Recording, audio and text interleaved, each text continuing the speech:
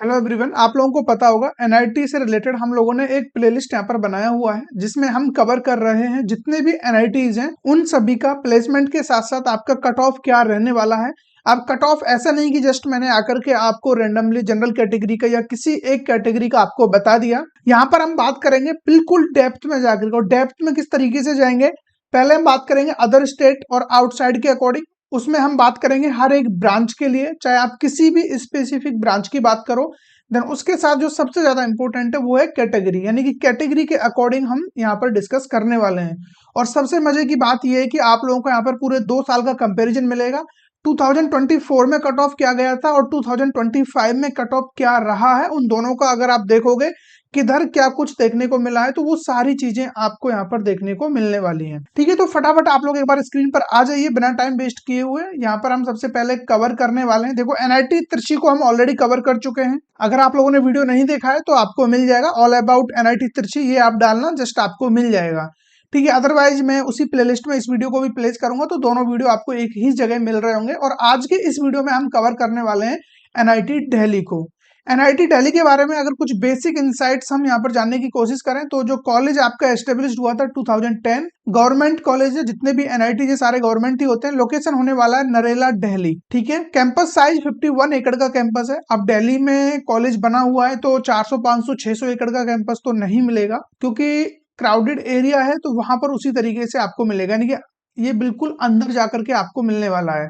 अगर ऐसा होता है कि आउटसाइड एरिया में जो कॉलेज होते हैं तो उनका कैंपस काफी बड़ा होता है, तो यहाँ पर वो कैंपस आपको नहीं मिलने वाला है। ये आप लोग यहाँ पर समझ लेना। एंट्रेंस एग्जाम जेई मेंस आपको देना पड़ेगा। इसके लिए काउंसलिंग जोसा और सीसेप दो काउंसलिंग यहाँ पर होती हैं।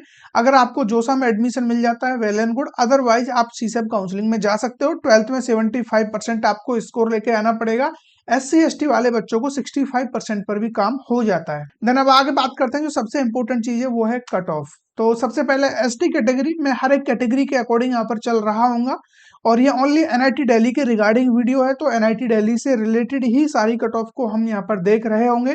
तो टोटल अगर ब्रांच की हम बात करें तो यहाँ पर ब्रांच आपको देखने को मिलती है computer science, artificial intelligence, electronics and communication engineering, VLSI design and technology, aerospace engineering, electrical engineering, mechanical engineering, civil engineering. ठीक है, तो ओवरऑल ये कुछ 8 ब्रांचें जो इसके अंदर आपको देखने को मिलेंगी जिनमें आपको एडमिशन मिल रहा होगा। अब इनको हम डिस्कस किस तरीके से करेंगे ये चीज मैं आपको बता देता हूँ। देखो, मैंने यहाँ पर 2 साल का डेटा लिया हुआ है। इधर आप 2024 का डेटा देख रहे होंगे, इधर आपका 2025। ठीक है, इसी तरीके से ये आपका अदर स्टेट वाला डेटा है और इधर है होम स्टेट, देन आपका 2024 2025। अब यहाँ पर हम बात कर लेते हैं। देखो, मैंने कुछ चीजों को हाईलाइट किया हुआ है। ये चीजें मैं आपको प्रीवियस वाले वीडियो में भी बता चुका हूँ, अगेन फिर से बता रहा हूँ क्योंकि कुछ बच्चे वो होंगे जिन्होंने वो वाला वीडियो नहीं देखा है। तो जैसे हम बात करें कंप्यूटर साइंस इंजीनियरिंग की, तो रैंक अगर आप यहाँ पर देखोगे 76,917 रैंक से, ये आपका क्या है, क्लोजिंग रैंक है 2024 का। देन हम 2025 की बात करें तो यहाँ पर 573 R6 स्टार इस तरीके से आपको दिख रहा है। इसका मतलब ये है जितने भी मैंने यहाँ पर रेड कलर से मेंशन किए हुए हैं वो सारा डेटा किस काउंसलिंग का है, जोसा काउंसलिंग का। और जितने भी ब्लैक से आपको देखने को मिल रहे हैं ये है आपका सीसेप काउंसलिंग का डेटा। ठीक है, ये आपको समझ में आना चाहिए। सीसेप काउंसलिंग में आपको थोड़ा सा लो रैंक पर भी एडमिशन मिल जाता है, क्योंकि जोसा काउंसलिंग के बाद जो सीटें बच रही होती हैं वो सारी सीटें सीसेप काउंसलिंग में बच्चों को दी जाती हैं। तो मैंने कोशिश की है कि सीसेप का जितना भी डेटा है वो आपके सामने रखूं, क्योंकि लास्ट जो कट ऑफ है वो सीसेप में ही जाएगा। बट SC ST ये कैटेगरीज है, इनमें क्या होता है कि लास्ट में जब जोसा काउंसलिंग ओवर होता है, जोसा का लास्ट राउंड चल रहा होता है, तो मैक्सिमम सीटें वहां पर होल्ड हो जाती है, मतलब बच्चा उनमें एडमिशन ले लेता है।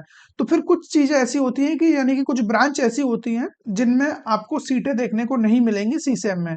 तो वहां पर जहां जहां सीटें नहीं बच रही थी सीसेप काउंसलिंग के लिए, उधर मैंने जोसा काउंसलिंग का लास्ट राउंड का डेटा मैंने आपके सामने रखा हुआ है। और एक चीज और क्लियर कर दूं, जोसा काउंसलिंग में आपका चलता है कैटेगरी रैंक, इसीलिए आपको रैंक यहाँ पर थोड़ा सा इस तरीके से दिख रहा होगा, यानी कि बहुत कम रैंक आप देख पा रहे होंगे। तो ऐसा मत समझना कि आपको यहाँ पर टफनेस देखने को मिल रहा है या एडमिशन लेने में थोड़ा मुश्किल होगा, क्योंकि 573 जो कैटेगरी रैंक है बच्चे की ST कैटेगरी में, तो उसकी जो CRL रैंक होगी वो कहीं 70-80 हजार ही बन रही होगी। तो बच्चे को कोई लॉस नहीं है यहाँ पर। अब मजबूरी ये है कि जोसा काउंसलिंग अपना जो डेटा है वो कैटेगरी रैंक में देता है, तो फिर कैटेगरी रैंक यहाँ पर मेंशन करना जरूरी है। बाकी जो सीसेप काउंसलिंग है, सीसेप का आपको डेटा मिलता है CRL रैंक के बेस पे। तो जितना भी ब्लैक में आप देख रहे हो वो सारे के सारे CRL रैंक है, तो अब आपको समझ में आ रहा होगा। बाकी जो क्रॉस मार्क मैंने कर रखा है इसका मतलब ये है कि artificial intelligence and engineering ST category के लिए 2024-25 अदर स्टेट के लिए कोई भी सीट यहाँ पर रिजर्व नहीं थी, या फिर ये कह सकते हो कि किसी भी बच्चे ने यहाँ पर सीट को नहीं लिया। आया समझ में? ओवरऑल ये है कि जितनी भी सीटें हैं, हाँ एक दो सीट अगर यहाँ पर इस तरीके से भी डेटा आपको मिलने वाला है जो जेंडर न्यूट्रल की बजाय फीमेल कैटेगरी में जरूर से देखने को मिला है। अगर आप इनका डेटा देखोगे एआई का, आर्टिफिशियल इंटेलिजेंस का, तो यहाँ पर फीमेल कैटेगरी के लिए जरूर से कोई ना कोई सीट जरूर से दी हो सकती है। अदरवाइज जेंडर न्यूट्रल के लिए कोई भी सीट यहाँ अवेलेबल नहीं थी, इसीलिए मैंने यहाँ पे कोई डेटा मेंशन नहीं किया है। देन हम बात करें होम स्टेट वाले बच्चे के लिए, तो होम स्टेट में 2,290 रैंक से आपको 2024 में एडमिशन हुआ है। और बात करें 2025 की, तो यहाँ पर 3,48,972 लगभग 3.5 लाख रैंक तक कंप्यूटर साइंस में एनआईटी दिल्ली के अंदर एसटी कैटेगरी वाले बच्चे को एडमिशन यहाँ पर मिल चुका है। इसी तरीके से यहाँ पे देखोगे आर्टिफिशियल इंटेलिजेंस में अगर हम बात करें होम स्टेट वाले बच्चे के लिए 2,65,000 पर यहाँ पर क्लोजिंग देखने को मिल रहा है, लेकिन यहाँ पर सीट नहीं बचा था, इसीलिए मैंने राउंड 6 जो जोसा काउंसलिंग का लास्ट राउंड है उसका डेटा मैंने यहाँ पे रखा हुआ है। तो ये आप देख लेना। बाकी इस रैंक पे सीआरएल क्या बनेगा वो आपको स्कोर कार्ड पे मिल जाएगा जब अप्रैल वाला आपका एडमिट हुआ आएगा रिजल्ट। इसी तरीके से इलेक्ट्रॉनिक्स एंड कम्युनिकेशन यहाँ पर आप देख सकते हो 1,38,000 तक यहाँ पर क्लोजिंग गया था 2024 में। यहाँ हम बात करें तो 2 लाख से सीधा 3,33,000 तक एक साल में इतना गैप देखने को मिला है। VLSI 1,47,000। इधर हम बात करें होम स्टेट के लिए तो 4.5 लाख से आपका ये 13 लाख तक डेटा जा चुका है, समझ रहे हो? तो इससे ये आइडिया तो आपको लग चुका है, अगर आप एसटी कैटेगरी में आ रहे हो तो आपको एक ढंग का ब्रांच और जो भी एडमिशन है और एक ढंग का कॉलेज आपको आराम से मिल सकता है। ठीक है, इतना आपको संतुष्टि हो गया होगा। बाकी डेटा आपके सामने है, यहाँ से आप देख सकते हो क्या क्या क्लोजिंग गया हुआ है, कितना कट ऑफ है। मैकेनिकल इंजीनियरिंग 4,39,000 2024 में था और 2025 में यही डेटा 11,77,000 रैंक तक जाकर के आपको मिल रहा है। ठीक है, अब हम थोड़ा सा आगे मूव करते हैं, बात करें एससी कैटेगरी की। एससी कैटेगरी में अगर हम होम स्टेट के लिए बात करें तो सीटें ठीक ठाक बचती हैं सीसेप काउंसलिंग में भी, सिर्फ आर्टिफिशियल इंटेलिजेंस में 2025 में, ठीक है, यहाँ पर सीट नहीं बची थी, इसलिए यहाँ पर राउंड 6 जोसा का डेटा यूज किया गया है जो 1465 कैटेगरी रैंक पर बच्चे को सीट मिला था।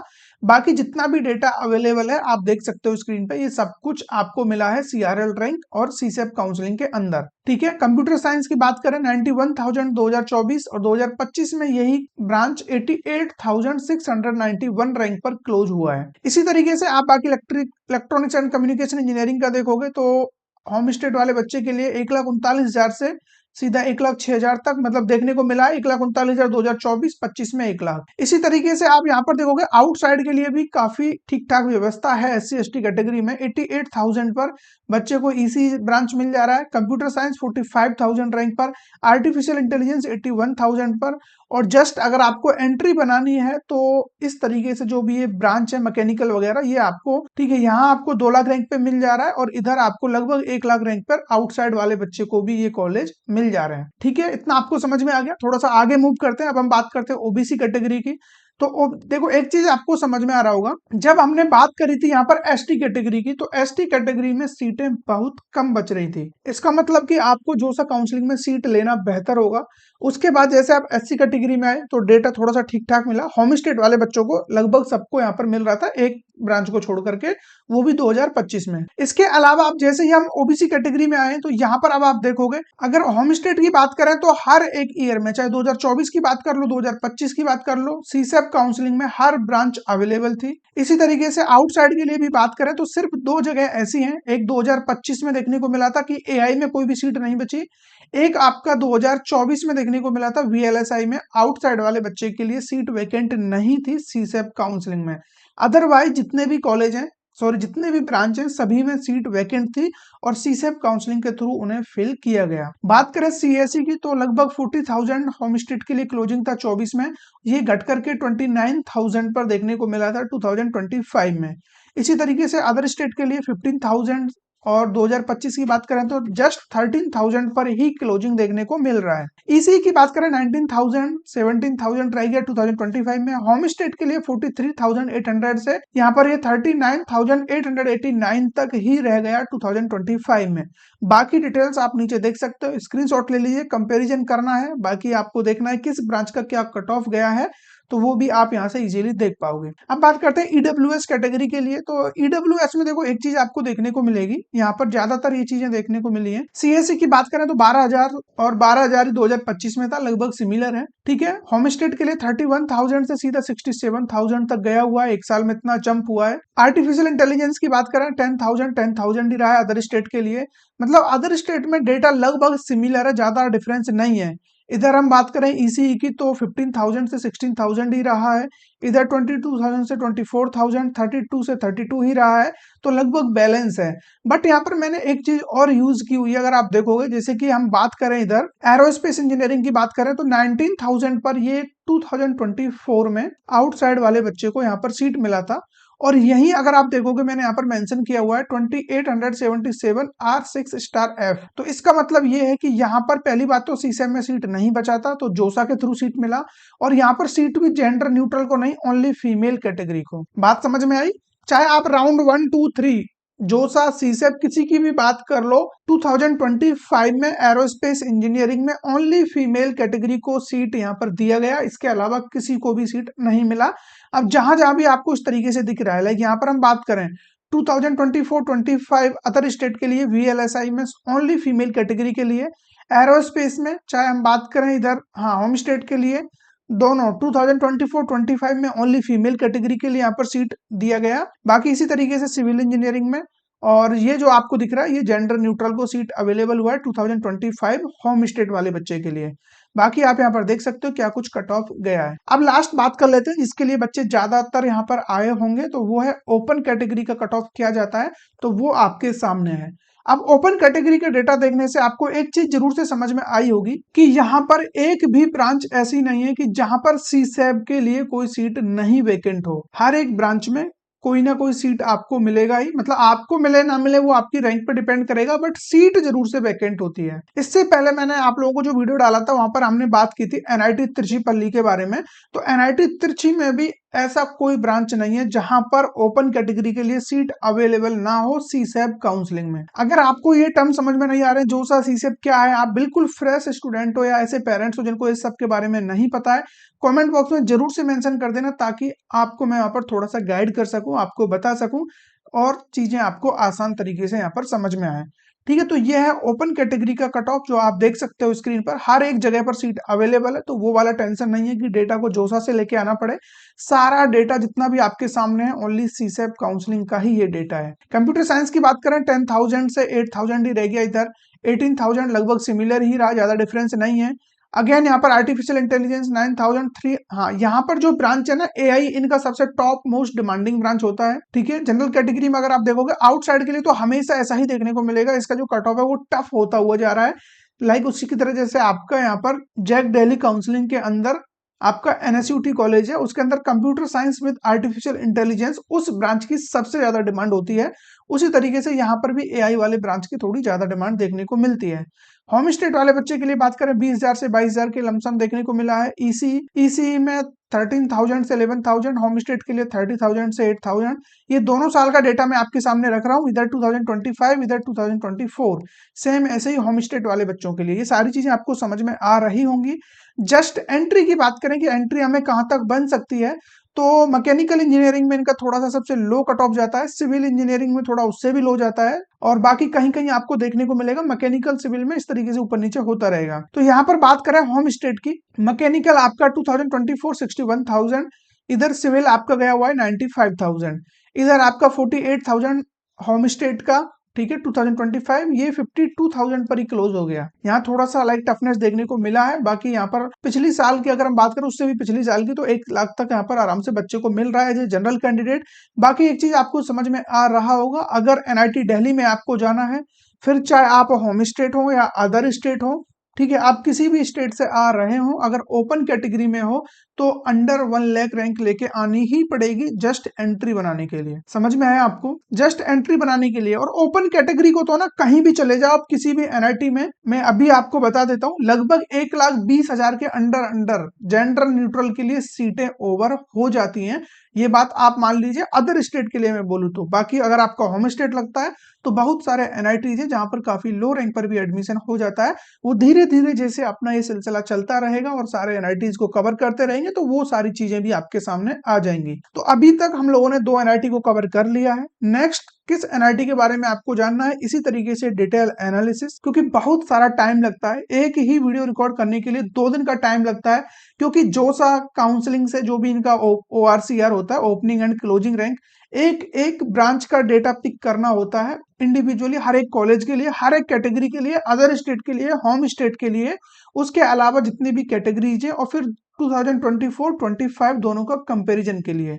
तो आप लोगों को लग रहा होगा कितना सारा टाइम इसमें लगता है, तो प्लीज थोड़ा सा आप लोग भी यहाँ पर मतलब सपोर्ट बनाए रखना। क्योंकि अगर आप लोग यहाँ पर मेरे को इस तरीके से मोटिवेट नहीं करोगे तो चीजें इतनी आसानी से नहीं हो पाएंगी। आई होप आप लोगों को काफी मजा आया होगा। और बाकी नेक्स्ट वीडियो किस टॉपिक पर चाहिए कमेंट बॉक्स में जरूर से बताना। आने वाले टाइम पर चाहे आपकी काउंसलिंग हो, जेईई मेंस का एग्जाम हो, जो भी चीजें हो, सब कुछ इसी चैनल पर आपको मिलता रहेगा।